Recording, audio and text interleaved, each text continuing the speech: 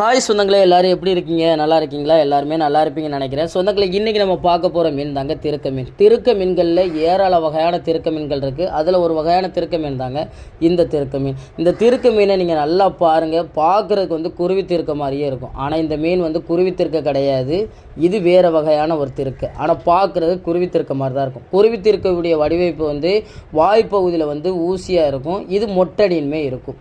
நான் ஒரு சில நேரங்களில் நம்ம சேனலில் திருக்க மீன்லாம் சமைச்சு வீடியோ பண்ணும்போது ஒரு சில சொந்தங்கள்லாம் கேள்வி எழுப்பியிருக்காங்க. ஆனால் நான் ஒரு திருக்க மீன் வாங்கி சாப்பிட்டேன், அந்த திருக்க மீனை சாப்பிடவே முடியல, அதிகமான கவுச்சு அடிச்சிச்சு அப்படின்னு சொல்லிட்டு நீங்கள் சொன்ன திருக்க மீன் வந்து இந்த திருக்க மீன் தான். நீங்கள் நல்லா பார்த்துக்கிறீங்க. திருக்க மீன்கள்லேயே அதிகமான கவுச்சு அடிக்கக்கூடிய திருக்க மீன் வந்து இந்த திருக்க மீன் தாங்க. இந்த திருக்க மீனுடைய கவுச்சை வந்து ஒரே மாதிரி அடிக்குமான்னு கேட்டிங்கன்னா அப்படி கிடையாது. சாப்பிட்ட ஒரு சில பேர் வந்து ஒரு மாதிரி இந்த திருக்க மீனுடைய கவுச்ச ஸ்மெல்ல உணர்ந்திருக்காங்க. இப்போ நம்ம பகுதியிலே ஒரு சில பேர் இந்த திருக்க மீனை சாப்பிட்டவங்க என்ன சொல்லுவாங்கன்னா வந்து திருநூறு வாடை அடிக்குது, மூத்திர வாடை அடிக்குதுன்னு சொல்லுவாங்க. இதே நம்ம சோசியல் மீடியாவில் வீடியோ பண்ணும்போது ஒரு சிலருடைய கருத்து எப்படி இருக்குன்னு கேட்டிங்கன்னா அதிகமான கவுச்சைகள் அடிக்கி அப்படின்னு சொல்லுவாங்க.